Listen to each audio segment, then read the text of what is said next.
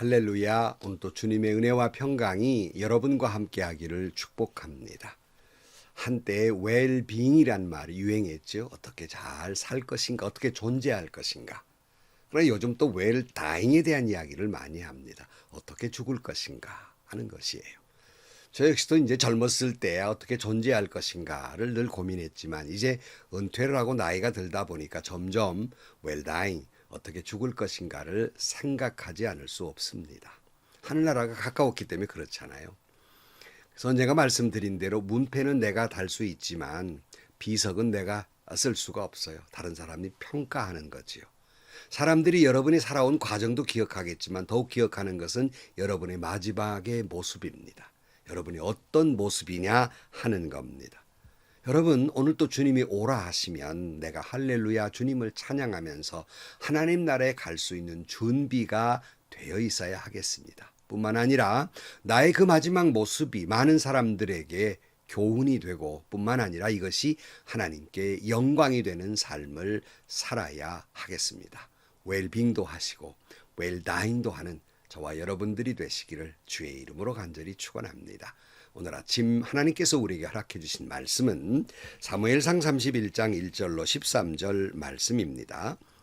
블레셋 사람이 이스라엘의 싸움을 걸어왔다.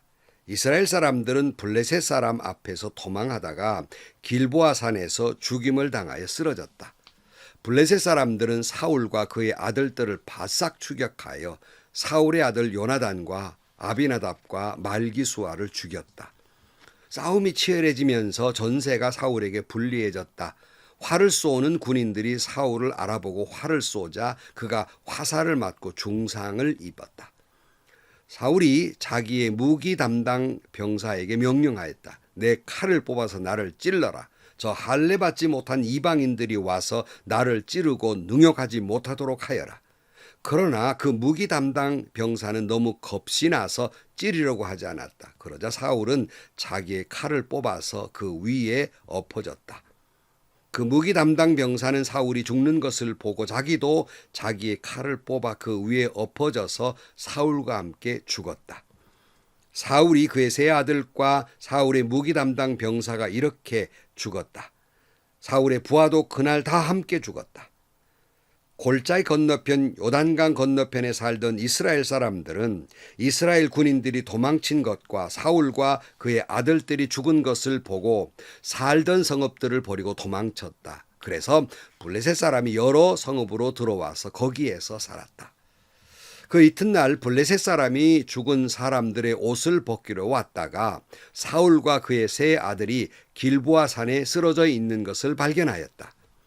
그들은 사울의 목을 자르고 그의 갑옷을 벗긴 다음에 블레셋 땅 사방으로 전령들을 보내어 자기들이 섬기는 우상들의 신전과 백성에게 승리의 소식을 전하였다. 그런 다음에 그들은 사울의 갑옷을 아스타롯의 신전에 보관하고 사울의 죽음은 벳산 성벽에 매달아 두었다. 길르앗 야베스의 주민들은 블레셋 사람들이 사울에게 한 일을 전해 들었다. 그래서 그들의 용사들이 모두 나가서 밤새도록 걸어 벳산까지 가서 사울의 죽음과 그의 아들들의 시체를 성벽에서 내려가지고 야베스로 돌아와 그 죽음을 모두 거기에서 화장하고 그들의 뼈를 거두어다가 야베스에 있는 에셀 나무 아래 묻고 이레 동안 금식하였다. 아멘. 자, 우리는 드디어 사무엘상 마지막 장에 이르렀습니다. 이제 마지막 장은 사울의 죽음으로 끝나는 것이죠. 어찌 보면 사무엘상은 사무엘의 이야기도 있지만 결국 사울의 이야기라고 할 수 있겠습니다. 그의 죽음으로 끝나죠. 그러면 사무엘 하는 이제 드디어 다윗이 왕으로 등극하는 그런 굉장한 이야기가 또 계속이 됩니다. 지혜서 가운데에서 하나인 전도서에서 이렇게 말씀하고 있습니다. 전도서 7장 1절 말씀에 명예가 값비싼 향유보다 더 낫고 죽는 날이 태어난 날보다 더 중요하다. 소상집에 가는 것이 잔치집에 가는 것보다 더 낫다. 살아있는 사람은 누구나 죽는다는 것을 명심해야 한다. 슬픔이 웃음보다 나은 것은 얼굴을 어둡게 하는 근심이 마음에 유익하기 때문이다. 지혜로운 사람의 마음은 초상집에 가 있고 어리석은 사람의 마음은 잔치집에 가 있다 그랬어요. 우리 이 말씀을 깊이 생각해야 하는 거예요. 태어나는 날도 중요하지만 죽는 날은 더욱 중요한 거예요. 또한 지혜로운 사람의 마음은 초상집에 가 있지 잔치집에 가 있지 않는 겁니다. 왜 그럴까요? 그것은 바로 2절에 있는 말씀대로 누구나 죽는다는 사실을 초상집에 가면 다 느끼잖아. 사람은 이렇게 죽는 거구나. 이분도 그냥 살아야 돼. 쟁쟁하신 분인데 이분도 어쩔 수 없이 죽는구나 하는 걸 깨닫게 되고 나도 이처럼 죽을 것이라는 걸 아는 것. 이것이 바로 지혜라는 겁니다. 나도 언젠가는 이분처럼 죽을 것인데 그러면 내가 이 세상에 어떻게 살아야 할 것인가? 남은 인생과 죽음의 의미를 생각하면서 자신을 돌아보게 되니 이것이 지혜라는 것입니다. 이처럼 초상집을 찾는 일은 우리의 남은 생을 어떻게 살 것인가를 생각하고 다시 한번 설계하는 좋은 기회가 되는 겁니다. 저와 여러분의 인생도 그리 많이 남아있지 않습니다. 언젠가는 하나님 나라에 가게 될 것입니다. 이를 준비하는 삶을 사는 진정한 지혜로운 여러분들이 되시기를 축복합니다. 그런 의미에서 우리는 사울의 죽음을 생각하면서 하나님이 주시고자 하는 말씀을 다시 한번 깨달아야 할 것입니다. 우리는 이 사울의 죽음의 모습을 보면서 이 사무엘상 전체적인 내용을 놓고 다시 한번 생각해야 할 것입니다. 자, 사울이 왜 등장을 했습니까? 이스라엘 백성들이 주변 국가로부터 많은 침략을 당하다 보니 너무 지쳤단 말이에요. 그리고 가만히 보니까 자기들을 괴롭히는 나라들마다 다 강력한 군사력을 가진 것은 왕들이 있었단 말이에요. 그러므로 당시의 사사, 마지막 사사가 사무엘인데 사무엘에게 요청을 합니다. 우리도 왕을 두어서 강력한 힘을 갖게 하자는 거예요. 가만히 보니까 뭐 사무엘은 나이가 늙었고 사무엘의 자식들을 보니까 이 변변치 않고 그래서 왕을 요구하게 됩니다. 이들의 문제는 뭘까? 이스라엘 백성들이 왕을 요구했던 것에 대한 잘못됨은 무엇일까요? 그것은요, 사사들의 문제도 아니고요, 사무엘의 문제도 아닙니다. 이들의 생각이 크게 잘못됐다는 것은 이들이 사무엘을 버린 것이 문제가 아니라 이 때문에 하나님을 의지해서는 안 되겠다는 생각을 기본적으로 가지고 있다는 거예요. 하나님을 의지하는 것보다는 우리가 조직적으로 왕을 세워가지고 탄탄히 세우는 것이 이것이 더 강력한 국가가 되고 이런 것들이 우리를 보호해 줄 거라는 생각을 갖게 됩니다. 그 왕을 세우자는 거예요. 이때 하나님께서 뭐라고 말씀해요? 사무엘상 8장 7절 말씀에 주님께서 사무엘에게 말씀하셨다. 백성이 너에게 한 말을 다 들어주어라. 그들이 너를 버린 것이 아니라 나를 버려서 자기들의 왕이 되지 못하게 한 것이다 그랬어요. 자, 하나님은 이제 사사시대가 끝나고 왕국을 만들려고 하는 이 이스라엘 사람들의 시도는 사무엘아 널 버린 것이 아니라 나를 버린 거다. 눈에 보이지 않는 왕 하나님보다 눈에 보이는 왕을 세우겠다는 건 내가 그들의 왕이 되는 것을 거절한 것이다 하는 말씀입니다. 우리는 잘 들어야 됩니다. 입술로는 나의 왕, 나의 하나님 하면서도 딱 우리가 살아갈 때는 인간적으로 내가 보이는 사람을 더 의지하고 당장 내 힘이 되는 권력이나 물질을 하나님처럼 여기며 살고 있지는 않습니까? 하나님이 왕이 되는 걸 거절하고 있지는 않습니까? 이스라엘 백성들은 눈에 보이던 하나님을 버리고 눈에 보이는 왕을 세워서 그들은 블레셋이나 주변 국가로부터 승리하기를 원했습니다. 그러나 승리했습니까? 여러분, 이 처음 시작이 사울의 등장이 블레셋으로부터 시작이 됩니다. 그들이 쳐들어와서. 마지막은 뭐예요? 또 블레셋이 와서 사울은 죽습니다. 사울만 죽어요? 요나단과 가족이 다 죽습니다. 여러분, 결국 이스라엘 백성들이 원했던 것처럼 자기들을 블레셋 족속으로부터 구원한 것이 아니라 결국 죽었다 하는 거예요. 그러므로 이스라엘 사람들이 이런 모습을 보면서 사무엘상이 주는 첫 번째 교훈은 뭐냐면 곧 우리가 하나님을 의지하지 않고 사람을 의지하는 결과는 죽음뿐이라는 겁니다. 죽고 말았어요. 자, 그리고 또 두 번째는요. 그렇게 해서 이제 초대 왕 사울을 왕으로 세웠지 않습니까? 사울이 처음 왕 될 때는 겸손했어요. 뭐 숨을 정도로 왕이 되는 것이 너무 두려워 숨을 정도로 겸손했어요. 그러나 몇 해가 되지 않아서 이 교만하게 됩니다. 여기 사울이라는 이름의 뜻은 듣다는 뜻이에요. 듣다 그러면 하나님의 말씀을 잘 들었어야 되는데 그는 지독히도 하나님의 말씀을 듣지 않았어요. 다시 블레셋과의 전쟁이 일어났는데 이 사무엘이 와가지고 하나님께 번제를 드리고 전쟁에 나가야 될 건데 사무엘이 좀 전처럼 오지 않는 게 늦게 온단 말이에요. 급한 나머지 사울은 이 하나님의 법에 따라서는 제사장만 번제를 드릴 수 있는 것인데 하나님의 그 뜻, 규례를 어기고 자기가 하나님께 번제를 드립니다. 하나님의 말씀을 듣지 않았어요. 교만해져 가지고. 그러니까 사무엘이 이렇게 13절 말씀, 사무엘이 사울에게 말하였다. 해서는 안 될 일을 하셨습니다. 주 하나님이 명하신 것을 임금님이 지키지 않으셨습니다. 명령을 어기지 않으셨더라면 임금님과 임금님의 자손이 언제까지 이스라엘을 다스리도록 주님께서 영원토록 굳게 세워주셨을 것입니다. 그러나 이제는 임금님의 왕조가 더 이상 계속되지 못할 것입니다. 주님께서 임금님께 명하신 것을 임금님이 지키지 않으셨기 때문에 주님께서는 달리 마음에 맞는 사람을 찾아서 그를 당신의 백성을 다스릴 영도자로 삼으셨습니다. 그랬어요. 그러니까 사울이 하나님의 말씀을 안 들으니까 불순종하고 교만하니까 사울의 왕가가 이제 무너지게 됩니다. 왕조가 더 이상 이어지지 못하게 돼요. 적어도 이 말을 사울이 들었으면 하나님이 또 세운 다윗이라는 사람이 있으면 그를 잘 세워가야 되는데 지독히 말도 안 들어요.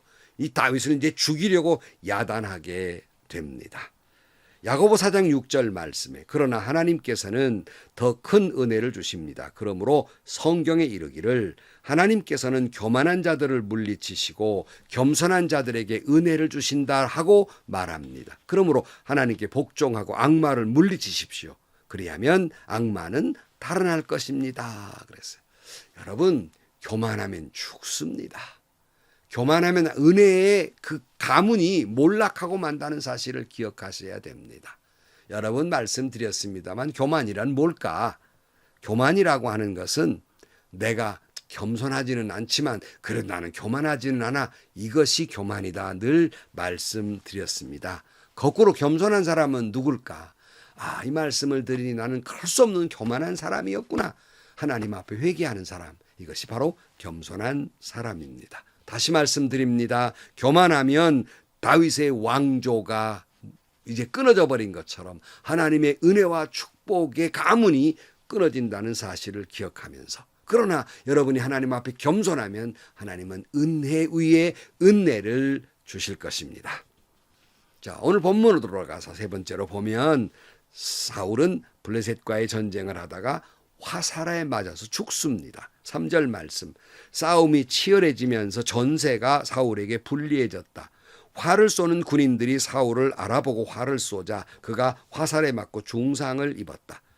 사울이 자기의 무기 담당 병사에게 명령하였다. 내 칼을 뽑아서 나를 찔러라. 저 할례 받지 못한 이방인들이 와서 나를 찌르고 능욕하지 못하도록 하여라. 그러나 그 무기 담당 병사는 너무 겁이 나서 찌르려 하고 하지 않았다. 그러자 사울은 자기의 칼을 뽑아서 그 위에 엎어졌다.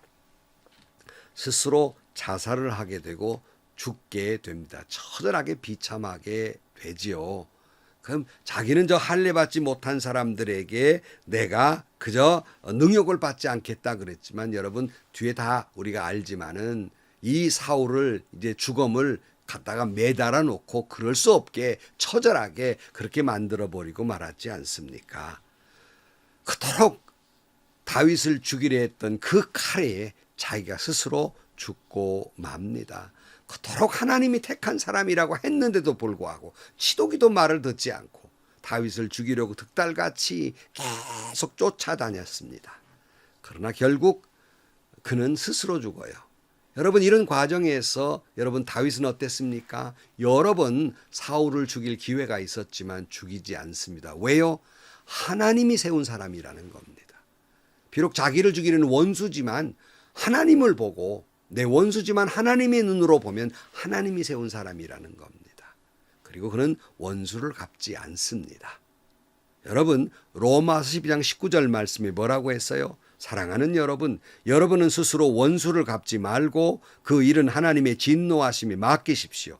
성경에도 기록하기를 원수 갚는 것은 내가 할 일이니 내가 갚겠다고 주님께서 말씀하신다 하였습니다. 내 원수가 줄이거든 먹을 것을 주고 그가 목말라 하거든 마실 것을 주어라. 그렇게 하는 것은 내가 그 머리 위에다가 숯불을 쌓는 셈이 될 것이다 하였습니다. 악에 지지 말고 선으로 악을 이기십시오. 그랬어요. 성도 여러분, 원수 갚는 건 저와 여러분의 권한에 없습니다. 오직 우리에게는 사랑하고 용서하고 긍휼과 자비를 베풀어 주어야 할 의무만 있을 따름입니다. 나의 억울함은 어떻게 하고요? 나의 원수는 어떻게 하고요? 나의 억울함과 나의 원수는 하나님이 아십니다. 하나님이 반드시 갚아주실 것입니다. 사울 스스로 죽었습니다. 나의 원수, 나를 억울하게 만든 사람 스스로 죽을 겁니다. 하나님이 그렇게 하실 거예요. 그러므로 여러분, 사랑만 하고 살아야 하는 겁니다. 성도 여러분, 이제 사무엘상을 마치면서 다시 말씀을 드립니다. 오직 하나님만이 나의 왕, 나의 하나님으로 고백하고 그렇게 믿고 하나님만 의지하고 살아가시기를 축복합니다.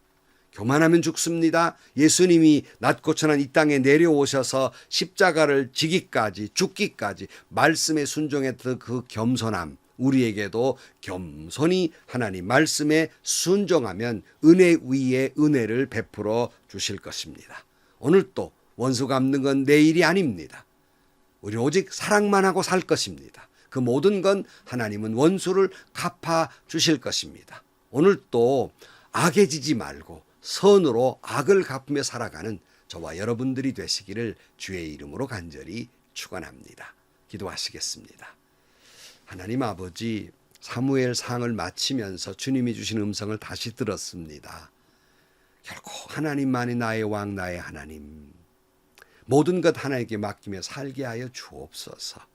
결코 교만함을 물리쳐 주시고 겸손, 또 겸손한 삶을 살게 해주시며 그 저희들로 하여금 원수 갚지 아니하고 악을 선으로 갚는 저희들 되게 하여 주옵소서. 결코 선으로 악을 갚지, 악을 악으로 갚는 어리석은 자들이 되지 않게 하여 주옵소서. 예수님의 이름으로 기도하옵나이다. 아멘. 우리는 사울 왕의 죽음을 통해서 교훈을 얻었습니다. 우리도 여러분, 오늘 주님이 오라 하시면 아멘 할렐루야 하고 주님께 나아갈 수 있는 그런 정말 하나님만 의지하고 겸손하고 사랑만 하며 살아가는 저와 여러분들이 되시기를 축원합니다. 오늘도 행복하시고요, 좋은 일이 가득한 하루가 되시기를 주님의 이름으로 간절히 축원합니다.